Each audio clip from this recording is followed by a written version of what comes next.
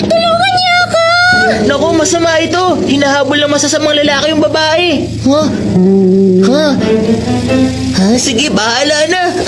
Tulungan niyo ako! Diyan lang kayo. Sino ka naman lampaka, ha? Ha! Kung makakilos, akala mo naman ang lakas niya. Mukha namang mahina. Bugbugin natin siya.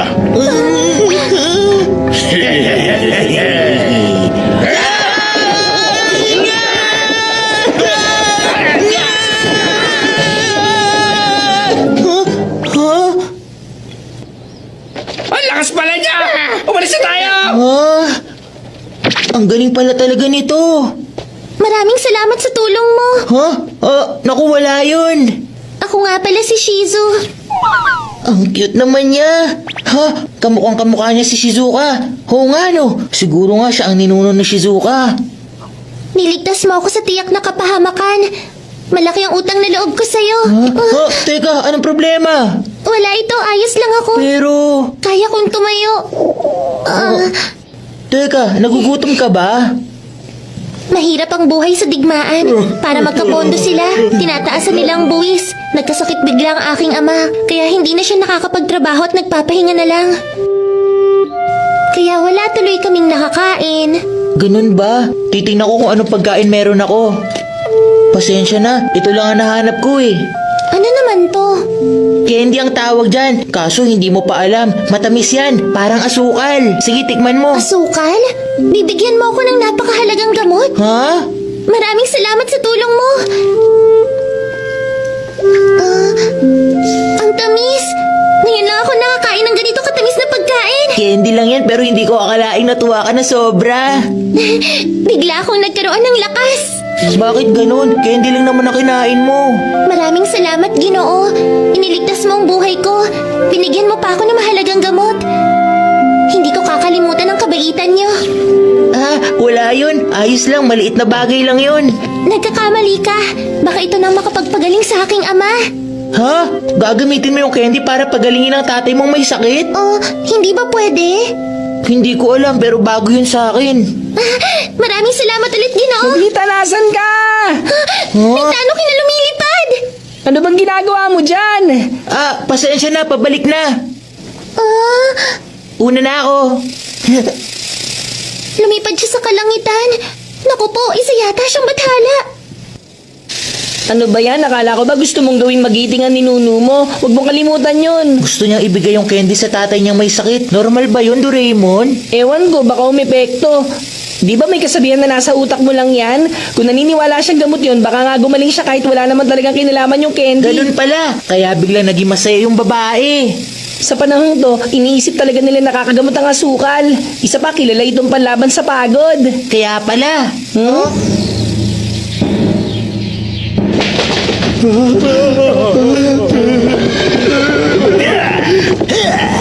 Kawawa naman sila. Ang mga mamamayan na madalas naiipit tuwing may nangyayaring digmaan. Bilisan natin. Tapusin na natin ang digmaan para maging payapa yung babaeng tinulungan ko. Tama, ganyan nga Nobita. Alam kong kaya mo. Ang galing nito.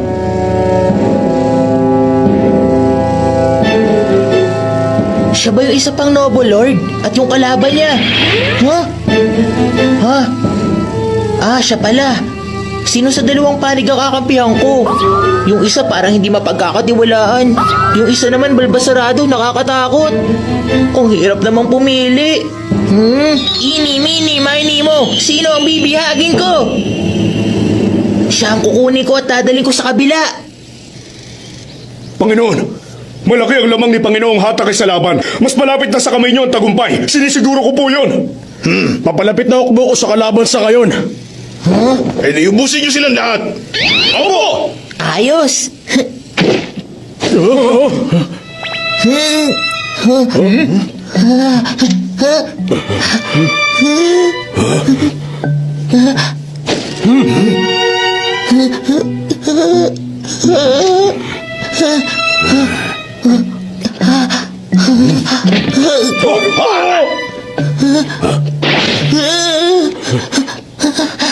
Huwag kayo magpadala sa takot!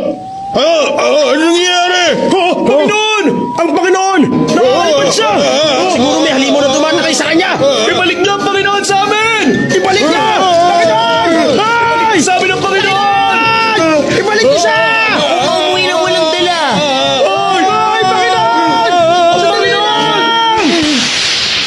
Mahusay! Imposible! Anong klaseng halimaw ang dumakip sa akin?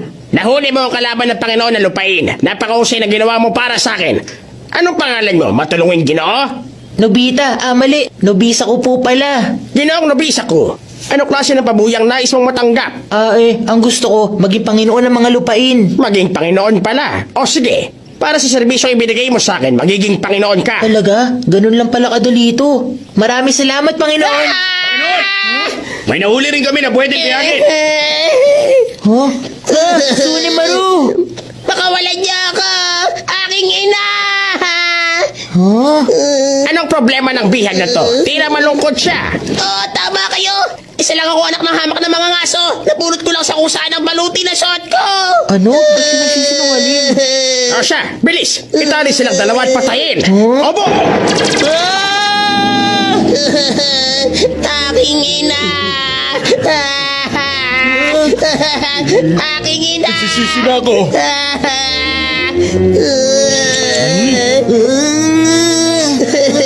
Bilang ko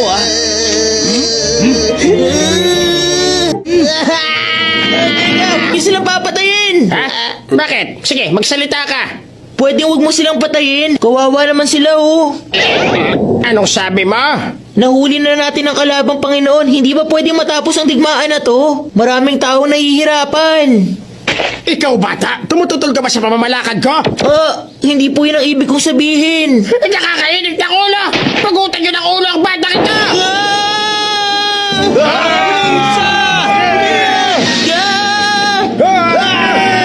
Ano na? Tama. O sige. Gusto nyo to,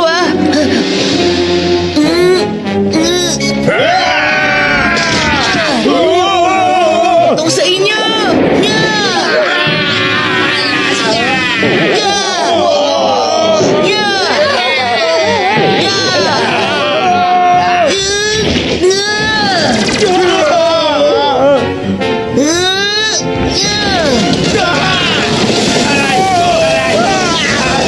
Basa ka ng muna!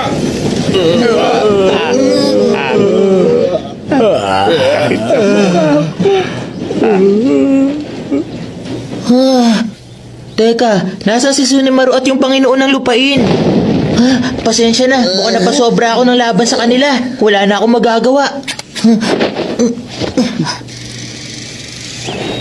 Pareho silang nawali ng malay at nagpapatuloy pa rin ang digmaan. Kailangan ko silang ibalik para matigil ang digmaan na to.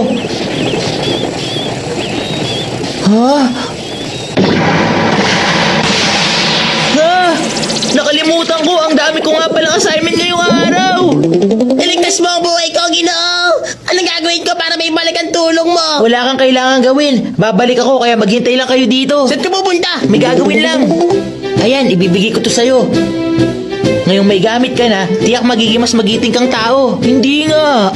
Huwag kang mag-alala. Pag sinuot mo ang baluti na to, walang makakapansin sa'yo. Kailangan mo sabihin niligtas mo na mag-isang Panginoon ng lupain, pati si Sunimaru.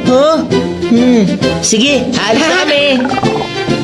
Sigurado magiging feudal lord ng mga ninuno ko pagbalik natin. Tama ka. O di kaya, pwede rin siya maging noble lord. Malay natin. Itanong agad natin kay Papa pagbalik. Kwento tungkol sa ninuno natin? Opo, naging noble lord po ba siya? Hindi ba sinabi ko na sa iyo, isa siyang mangangaso?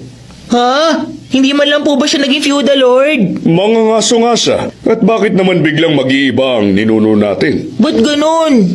Sabi ni Papa, mangangaso pa rin daw siya. Nagpakahirap ako para sa wala. Kakaiba nga yun.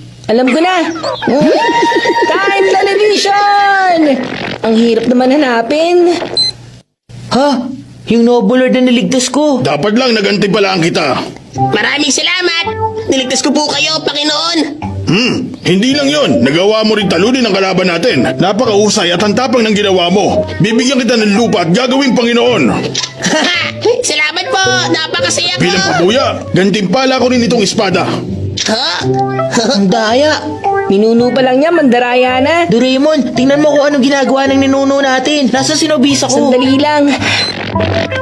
Ginoong Jaisuke, talaga masagana ang negosyo mong ito, ano? Hindi naman! Nagkataon lang na nabenta ko yung mga salaming bola at sinimulan ko ang negosyo ko. Maswerte lang ako at binigyan niya sa akin yun. Yung holin ko yung tinutukoy niya. Salamat sa iyo, Shizu. Mabuti na ako. Aking aking ama! Mabuti naman, gumaling na ang papa niya. Bakit hindi ko pa rin mahanap si Nobisa ko dito? Ah! Huh?